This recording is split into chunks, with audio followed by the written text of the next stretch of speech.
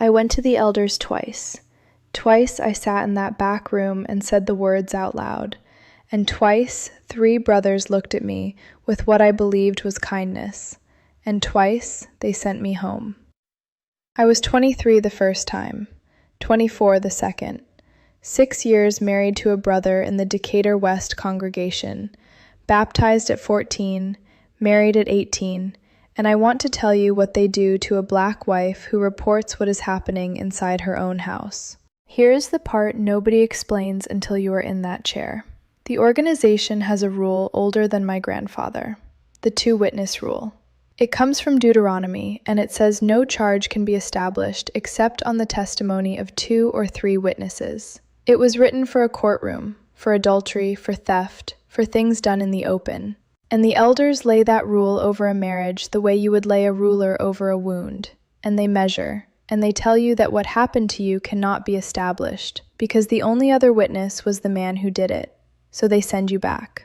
Before I tell you what they said the second time, you need to see the house first. I promise I will get there. So stay with me. Not for the algorithm. I am not asking a favor. Stay because somewhere out there is a young black sister in a hall right now who needs to hear a voice say this plain. If you have ever sat across a table from 3 men who told you to pray harder and go home, put 1 word in the comments. Just the city. Just the hall. So the next sister scrolling at 2 a.m. knows she was not the only one sent back. The first thing you should know about my marriage is that nobody ever raised a voice in it. 6 years, and Trey never once shouted. He never struck me.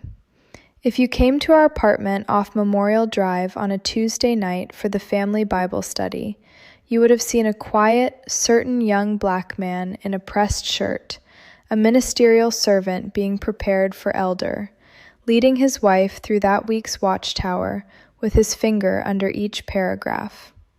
You would have envied us, maybe. The sisters did. They told me I was blessed to have a brother who took the lead so well. I was 18 when we married, in October of 2018, at a reception hall the congregation rented near the Decatur Marriott. I had spent 10 months in a chaperoned courtship and 0 minutes alone in a room with him before the wedding. My mother put a pink hardcover book on the bathroom counter the morning of the ceremony. The Secret of Family Happiness, the 1996 edition. She had stuck a yellow post-it on the chapter about the marriage arrangement, and she left it there without a word and went downstairs to receive the guests. That was my education. That book and that post-it, and a 1-hour talk 3 days before from a sister who meant well. 18 years old, and that was everything I was told about the life I was walking into. I want you to understand how complete the obedience was, because that is the thing people on the outside cannot picture. It was not that I bit my tongue. It was that there was no tongue to bite. I genuinely could not locate a thought that was mine and not the congregation's. Every Sunday after the meeting, for 6 years, Trey's mother, Sister Coleman, a regular pioneer of 60, would take me aside by the literature counter and shepherd me. That is the word. A correction about my hemline, or my tone with my husband, or the way I had looked at my own watch during the Watchtower study. I counted it up once, after I left. More than 300 of those conversations, by the brown coat rack near the door, and I thanked her for every single one. I learned to say thank you for being told I was insufficient. That was not a performance. I was grateful. That is what it does to you. Trey's copy of Shepherd the Flock of God sat on the top shelf of our bookcase the entire marriage. That is the Elder's Manual, the gray book that tells the brothers how to run a congregation, how to conduct a judicial committee, how to handle a sister who comes to them with a complaint. He was not an elder yet, but his father was, and the book was already in our home, already on the shelf above where I read my Bible at night. I dusted it every Saturday. I never once opened it. It did not occur to me that a wife was allowed to read the rules that governed her own life. That is not a thing they tell you is forbidden. It is a thing you simply never think to do, the way you never think to read the deed to a house you were told you only live in. My world inside that hall was small, and it was warm, and I do not want you to imagine it as a prison the whole time, because it was not. There were Saturdays. My Aunt Diane, my mother's older sister, used to come around when I was a girl, before she left, with a sweet potato pie from a bakery on Memorial Drive, and the whole house would go quiet and sweet for an afternoon.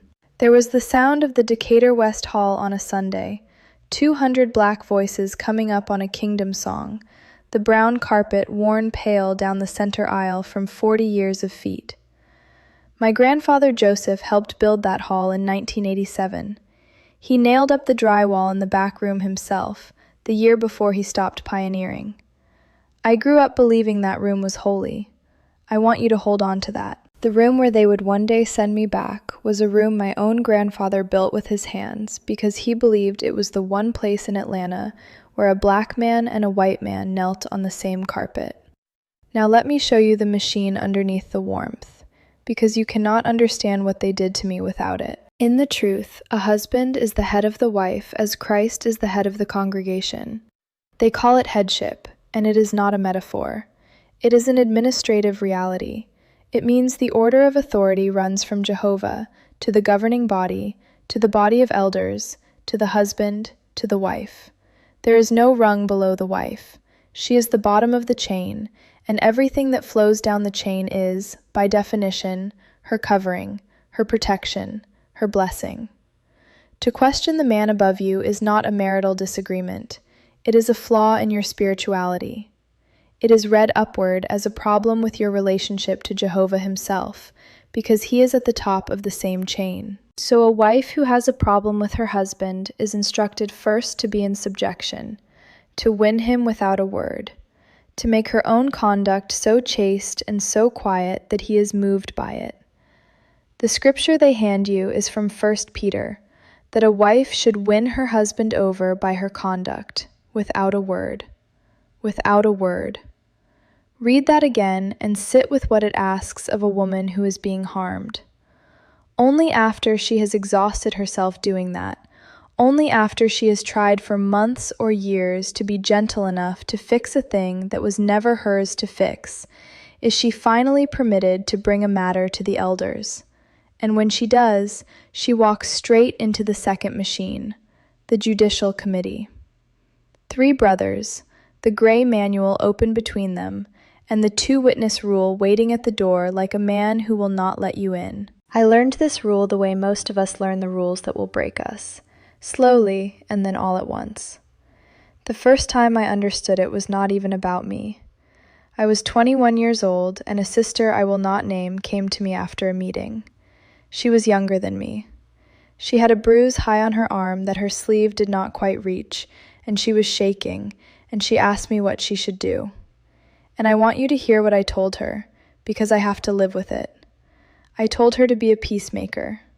I told her that Jehovah hates a contentious wife, and that she should examine herself, and pray, and not bring reproach on the congregation. I told a frightened girl to go home. I was 21, and I believed I was helping her. I was holding the door of the machine open and calling it love. That is my confession. I did not just survive this system. For a while, I ran the small errands it needed run. What I could not have told her, because I did not yet have the words, is the thing I have learned to name only this past year, alone, with a library book I finally let myself check out. The word is coercive control. It is the slow, patient, non-violent arrangement of a person's whole life, her money, her friendships, her movements, her reading, her sense of what is true, until she cannot find the edges of herself anymore. There is no bruise for it. There is no second witness for it. It is built precisely so that it cannot be established on the testimony of 2 or 3 witnesses, because it happens in the one room where there is only ever the 2 of you, and one of you has been told by Jehovah himself that he is the head. My Aunt Diane knew this rule before I was born. She married an elder in 1986, Robert Coleman, a man 14 years of small cruelties tall, she used to say. She called her marriage a private kingdom of small cruelties. Nothing you could photograph.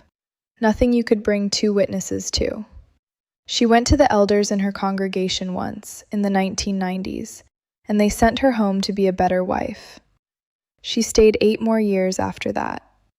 She left in 2003, and my whole family shunned her for 19 years, including me. Including the wedding I had where my own mother instructed me not to say my aunt's name aloud, and I obeyed. Diane is 62 now. She is the one who drives over from Eastlake every other Saturday with the pie. She is the only blood I have left who will speak to me. And the first time I told her what the elders said in that back room, she did not gasp. She just nodded, slow, like a woman recognizing her own handwriting on a page she wrote 30 years ago. So here is the room. Here is the thing I promised you. The first time I was 23. I went to Brother Davis after a meeting and I asked to speak with him privately, and 3 days later I was in the back room, the room my grandfather built, with Brother Davis presiding and Brother Whitfield taking notes, and I told them, as plainly as a frightened young woman can, the shape of what my life had become. I did not have the word coercive control yet, so I described it the only way I could. I told them my husband decided what I read and who I called, and how much of my own paycheck I was allowed to touch. I told them about the nights, and how there was no version of no that the truth had ever given me permission to say, because 1 Corinthians chapter 7 says the wife does not have authority over her own body. I told them I was disappearing. And Brother Davis, who is 67, who has presided over 20 judicial committees, who wept the night he had to make a phone call about me, my mother told me later, who appointed my own brother Marcus's mentor and believes with his whole heart that every committee he has ever sat on served Jehovah. Brother Davis leaned forward, and he was gentle, and that is the part that nearly killed me. He was gentle. He asked me whether Trey had ever struck me. I said no. He asked whether there was anyone else who had witnessed what I was describing. And I understood, sitting there in the room my grandfather built, that there was not, that there could not be, that the machine was perfect. He told me that the brother was the head of the household, that I should pray for a softer spirit, that I should win him over by my chaste conduct, and that I should go home and be the kind of wife the scripture describes. And then he prayed over me, his hand near my shoulder but not touching, and he sent me back. I went back. Of course I went back. Where else does a disfellowshipping, fearing 23-year-old black sister go when the 3 men Jehovah appointed have just told her, gently, that her suffering does not rise to the level of a fact? I went back, and I told myself the failure was mine, that I had not been gentle enough, had not prayed with enough faith, had not won him without a word, the way 1 Peter said. I went back, and I lived in it another year. And the second time, when I was 24, after I had finally said the harder words, the truer words, about what was being decided about my body, the second time was worse, because Trey's own father, Brother Coleman, was on the committee and did not recuse himself. And I sat in front of the man my husband answered to, and watched him read questions off a typed page out of that gray manual. They asked me whether I had been consistently fulfilling my marital due. They asked it from a questionnaire. And when I had no second witness to anything, when all I had was my own voice in a room my grandfather drywalled, Brother Coleman closed the manual and told me that the elders could not act on the testimony of one, that I should be careful not to bring reproach, and that I should go home and pray. Twice. They sent me back twice. Not because they were monsters. I have sat with that for 2 years, and I will not call them monsters. Because Brother Davis is a 67-year-old black man who joined the truth for the same reason my grandfather did, who has buried friends and married off daughters in that hall, who was handed a manual at his appointment and told it was the mind of Jehovah, and who has never in his life been given permission to read a wife's suffering as anything other than a test of her own faith.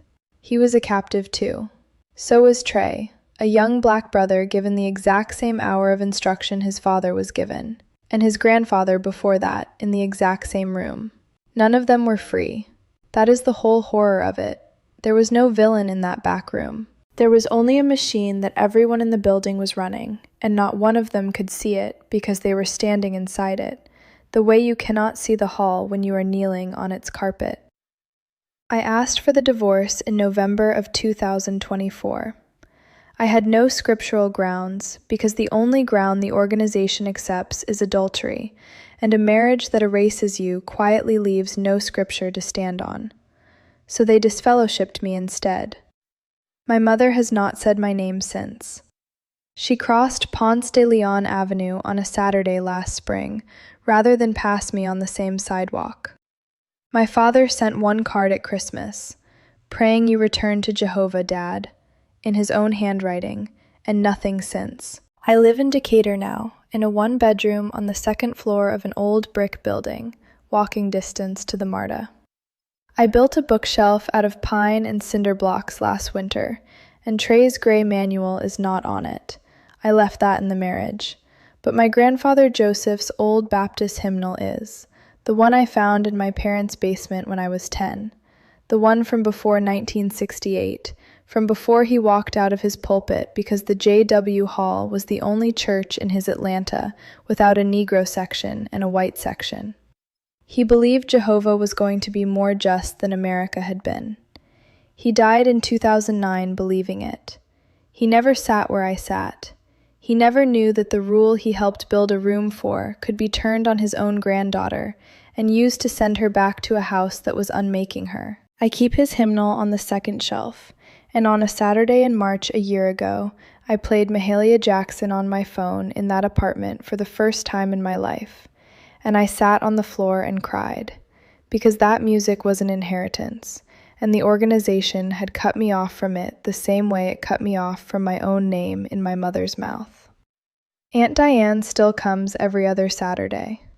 We sit on the floor because I still have not bought a kitchen table. She brings the pie from the bakery on Memorial Drive, the same one she used to bring when I was a girl, and she does not ask me about Trey. She knows. She married Elder Robert Coleman in 1986 and went to her own 3 brothers in the 1990s and was sent home to be a better wife. And then she stayed 8 more years. She does not need me to explain the room. She lived in a version of it for 14 years before I was old enough to spell her name. Trey is already remarried, in March of this year, to a 19-year-old sister from a neighboring congregation. I saw her once, at a distance, at the Decatur Farmers Market, and I have not slept right since. Because that girl is being given, right now, the same book on the same bathroom counter, the same gray manual on the same high shelf, the same back room with the same rule waiting at the door. And Trey is not a monster doing this to her. Trey is a 30-year-old black brother who was handed the same hour of instruction his father was handed, and his grandfather before that, in that same building, and who believes, with everything in him, that he is loving her the way Jehovah asks. I cannot save her. I have made my peace with the fact that I cannot reach into that hall and pull her out by the wrist. All I can do is put down on a page what was done to me, and say it plain, in a place she might one day find it at 2 a.m. when she cannot sleep, the way I could not sleep, in that apartment, for 6 years, in a silence I was taught to call peace. So this is for her, and it is for you. If you grew up in a Black Kingdom Hall in Atlanta, or in any hall anywhere, and you learned to be quiet and dignified in front of God before you ever learned to be honest, I see you. If you ever went to 3 brothers in a back room and brought them the truest thing you owned and watched them measure it against a rule written for a courtroom and find it wanting, I see you. If you have ever been sent home and told to pray, and you went, and you blamed yourself for years for going, I see you. If you have ever wondered whether the silence in your house was your fault, it was not your fault. It was never your fault. There was a machine, and you were standing inside it, and you could not see it, and now you can. The hall does not own you. I am the proof.